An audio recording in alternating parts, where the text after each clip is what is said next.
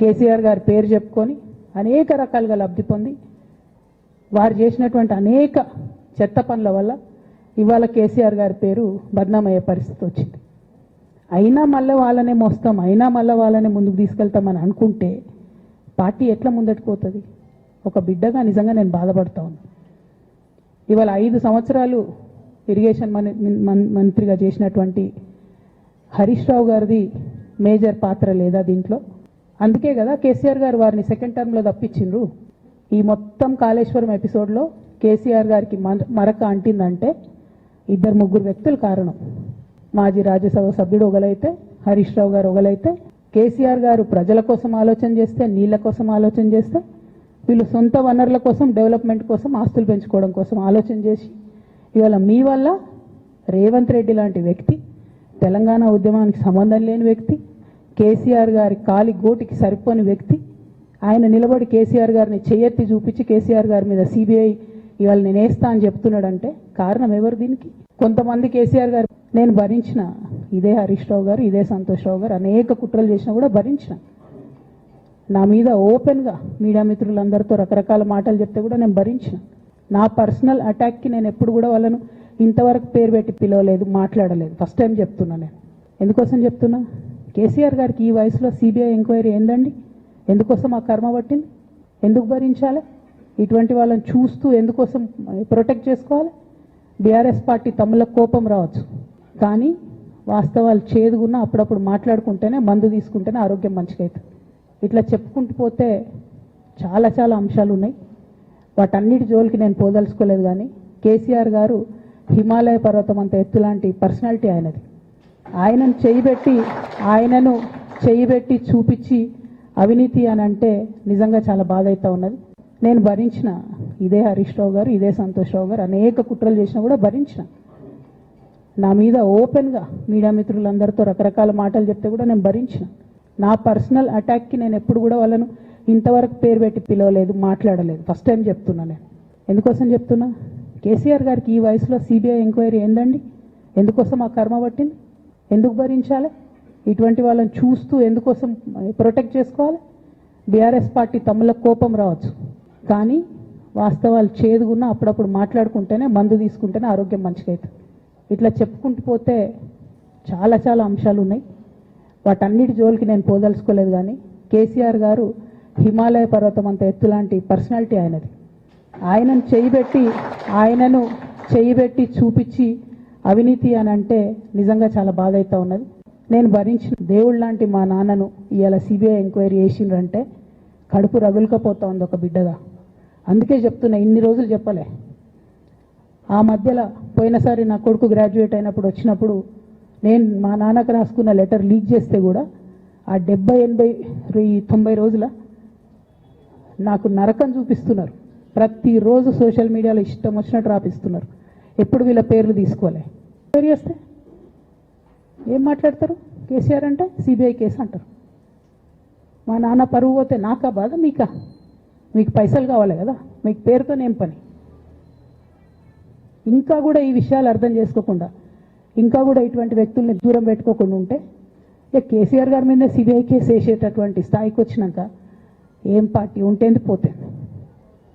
BRS party నాయకులు నన్ను తిట్టుకున్నా సరే, లోకల్ బాడీ ఎన్నికలలో నాకు నష్టం జరుగుతుంది అనుకున్నా సరే, మా నాన్న మీద సిబిఐ ఎంక్వైరీ పడ్డాక ఏముంది, తొక్కల ఎలక్షన్ ఒకటి గెలుస్తారు, ఒకటి ఓడిపోతారు.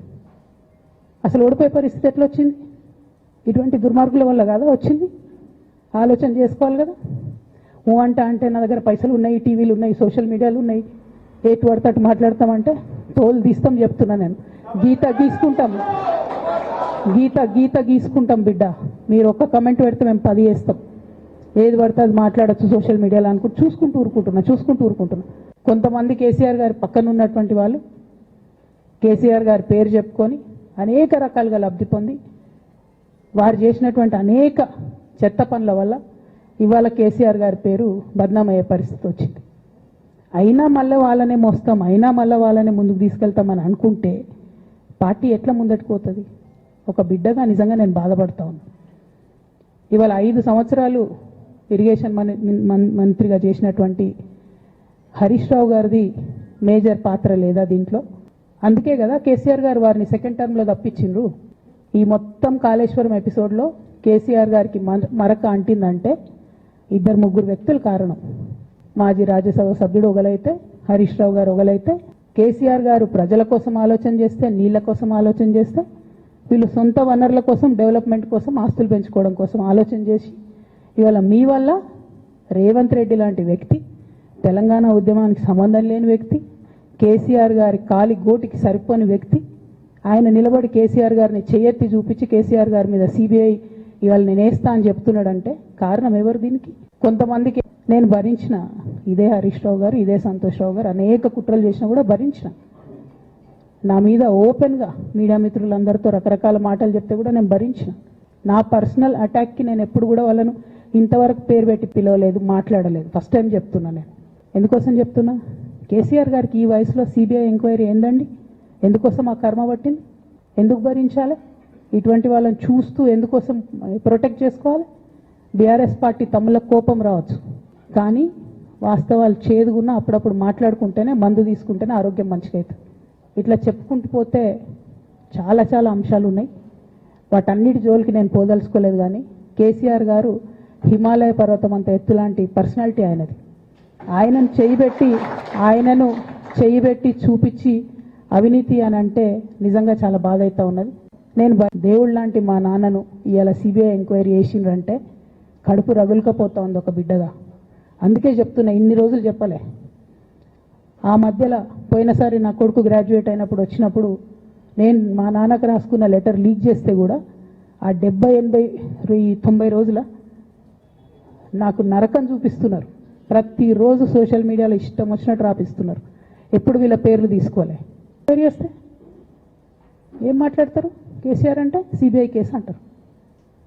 మా నాన్న పరువు పోతే నాకా బాధ, మీకా? మీకు పైసలు కావాలి కదా, మీకు పేరుతోనేం పని? ఇంకా కూడా ఈ విషయాలు అర్థం చేసుకోకుండా, ఇంకా కూడా ఇటువంటి వ్యక్తుల్ని దూరం పెట్టుకోకుండా ఉంటే కేసీఆర్ గారి మీద సిబిఐ కేసు వేసేటటువంటి స్థాయికి వచ్చినాక ఏం పార్టీ ఉంటేంది పోతేంది. బీఆర్ఎస్ పార్టీ నాయకులు నన్ను తిట్టుకున్నా సరే, లోకల్ బాడీ ఎన్నికలలో నాకు నష్టం జరుగుతుంది అనుకున్నా సరే, మా నాన్న మీద సిబిఐ ఎంక్వైరీ పడ్డాక ఏముంది, తొక్కల ఎలక్షన్ ఒకటి గెలుస్తారు, ఒకటి ఓడిపోతారు. అసలు ఓడిపోయే పరిస్థితి ఎట్లా వచ్చింది? ఇటువంటి దుర్మార్గుల వల్ల కాదా వచ్చింది? ఆలోచన చేసుకోవాలి కదా. ఓ అంటే నా దగ్గర పైసలు ఉన్నాయి, టీవీలు ఉన్నాయి, సోషల్ మీడియాలు ఉన్నాయి, ఏటు పడతాటు మాట్లాడతామంటే తోలు తీస్తాం చెప్తున్నా. నేను గీత గీసుకుంటాం బిడ్డ. మీరు ఒక్క కమెంట్ పెడితే మేము 10 చేస్తాం. ఏది పడితే అది మాట్లాడచ్చు సోషల్ మీడియాలో అనుకుంటూ చూసుకుంటూ ఊరుకుంటున్నా. దేవుళ్ళ లాంటి మా నాన్నను ఇవాళ సిబిఐ ఎంక్వైరీ చేసిండ్రంటే కడుపు రగులుకపోతా ఉంది ఒక బిడ్డగా. అందుకే చెప్తున్నా, ఇన్ని రోజులు చెప్పలే. ఆ మధ్యలో పోయినసారి నా కొడుకు గ్రాడ్యుయేట్ అయినప్పుడు వచ్చినప్పుడు నేను మా నాన్నకు రాసుకున్న లెటర్ లీక్ చేస్తే కూడా ఆ 70, 80, 90 రోజుల నాకు నరకం చూపిస్తున్నారు. ప్రతిరోజు సోషల్ మీడియాలో ఇష్టం వచ్చినట్టు రాపిస్తున్నారు. ఎప్పుడు వీళ్ళ పేర్లు తీసుకోలే. పేరు చేస్తే ఏం మాట్లాడతారు? కేసీఆర్ అంటే సిబిఐ కేసు అంటారు. మా నాన్న పరువు పోతే నాకా బాధ, మీకా? మీకు పైసలు కావాలి కదా, మీకు పేరుతోనేం పని? ఇంకా కూడా ఈ విషయాలు అర్థం చేసుకోకుండా, ఇంకా కూడా ఇటువంటి వ్యక్తుల్ని దూరం పెట్టుకోకుండా ఉంటే కేసీఆర్ గారి మీద సిబిఐ కేసు వేసేటటువంటి స్థాయికి వచ్చినాక ఏం పార్టీ ఉంటేంది పోతేంది. బీఆర్ఎస్ పార్టీ నాయకులు నన్ను తిట్టుకున్నా సరే, లోకల్ బాడీ ఎన్నికలలో నాకు నష్టం జరుగుతుంది అనుకున్నా సరే, మా నాన్న మీద సిబిఐ ఎంక్వైరీ పడ్డాక ఏముంది, తొక్కల ఎలక్షన్ ఒకటి గెలుస్తారు, ఒకటి ఓడిపోతారు. అసలు ఓడిపోయే పరిస్థితి ఎట్లా వచ్చింది? ఇటువంటి దుర్మార్గుల వల్ల కాదా వచ్చింది? ఆలోచన చేసుకోవాలి కదా. ఓ అంటే నా దగ్గర పైసలు ఉన్నాయి, టీవీలు ఉన్నాయి, సోషల్ మీడియాలు ఉన్నాయి, ఏటు పడతాటు మాట్లాడతామంటే తోలు తీస్తాం చెప్తున్నా. నేను గీత గీసుకుంటాం బిడ్డ. మీరు ఒక్క కమెంట్ పెడితే మేము 10 చేస్తాం. ఏది పడితే అది కొంతమంది కేసీఆర్ గారి పక్కన ఉన్నటువంటి వాళ్ళు కేసీఆర్ గారి పేరు చెప్పుకొని అనేక రకాలుగా లబ్ధి పొంది వారు చేసినటువంటి అనేక చెత్త పనుల వల్ల ఇవాళ కేసీఆర్ గారి పేరు బద్నామయ్యే పరిస్థితి వచ్చింది. అయినా మళ్ళీ వాళ్ళనే మోస్తాం, అయినా మళ్ళీ వాళ్ళనే ముందుకు తీసుకెళ్తామని అనుకుంటే పార్టీ ఎట్లా ముందటికి పోతుంది? ఒక బిడ్డగా నిజంగా నేను బాధపడతా ఉన్నాను.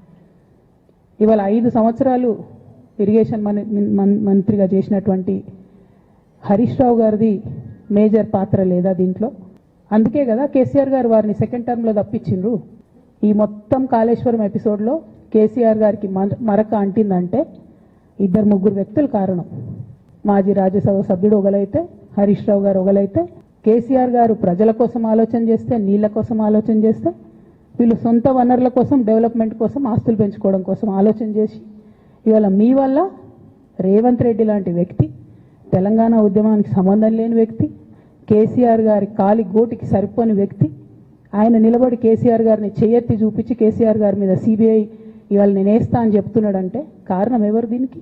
కొంతమందికి పెద్ద సార్ దగ్గరకు వచ్చినాక ఇక కాంప్రమైజ్ అయ్యేది ఏం లేదు. ఘోష్ కమిషన్ వేసిన రోజే నేను చెప్పిన ఎందుకు రియాక్ట్ కాలేదు పార్టీ అని అడిగిన ఆ రోజునే. నిన్న సిబిఐ ఎంక్వైరీ వేస్తున్నా అని రేవంత్ రెడ్డి గారు అసెంబ్లీలో చెప్తే తెలంగాణ బంద్ ఖాళీ వద్దా, బగ్గు మనొద్దా తెలంగాణ? ఎట్లా మాట్లాడతారు? నిజంగానే మనిషి అవినీతి అయితే, నిజంగానే మనిషి డబ్బులు తినోడైతే వేరు మాట.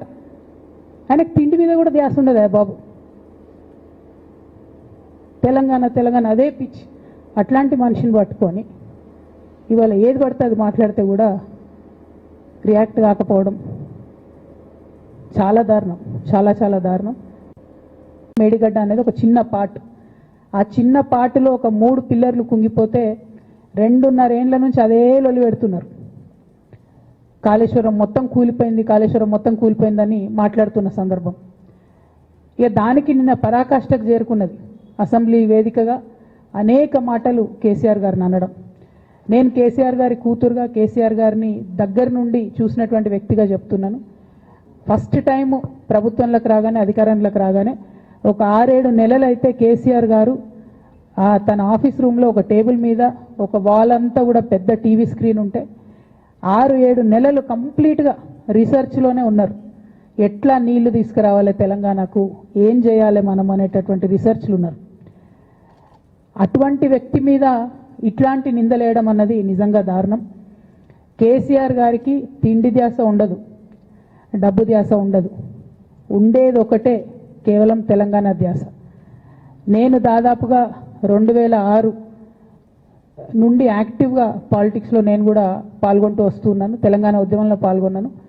అప్పటి నుంచి ఇప్పటి వరకు కూడా నేను చూస్తున్నా, ఎప్పుడు కూడా కేసీఆర్ గారు తెలంగాణ విషయం తప్పితే, ప్రజల విషయం తప్పితే పర్సనల్ విషయాలు మాట్లాడే టైము 0.1% కూడా ఉండదు. అటువంటి ఒక మహానేత మీద, అటువంటి ఒక మహానాయకుడి మీద ఇన్ని అబాండాలు వేస్తూ దాన్ని రోజుకొక రీతిగా చెప్పుకుంటూ మాట్లాడితే చాలు కేసీఆర్ అవినీతి చేసిండు, మాట్లాడితే చాలు కేసీఆర్ ఏదో 1,00,000 కోట్లు దోసుకున్నాడు, నిజాం కన్నా రిచ్ అవ్వాలనుకున్నాడట. డెఫినెట్గా నిజాం బాటలోనే నడుస్తాం. నిజాం కట్టిన ఉస్మాన్ సాగర్లోనే కదా ఇయ్యాలటి కూడా హైదరాబాద్ ప్రజలు నీళ్ళు తాగుతున్నది. ఆ నిజాం ఆదర్శం, ఆ నిజాం స్ఫూర్తి అని కేసీఆర్ గారు చాలా సందర్భాలలో చెప్పిండ్రు. ఇవాళ కాళేశ్వరం కడితే నేను చెప్తున్నా గ్యారంటీగా ఇంకా 200 సంవత్సరాల తర్వాత కూడా తెలంగాణ బిడ్డలు కేసీఆర్ గారిని తలుచుకుంటారు. మేడిగడ్డ అనేది కొంతమంది కేసీఆర్ గారి పక్కన ఉన్నటువంటి వాళ్ళు కేసీఆర్ గారి పేరు చెప్పుకొని అనేక రకాలుగా లబ్ధి పొంది వారు చేసినటువంటి అనేక చెత్త పనుల వల్ల ఇవాళ కేసీఆర్ గారి పేరు బద్నామయ్యే పరిస్థితి వచ్చింది.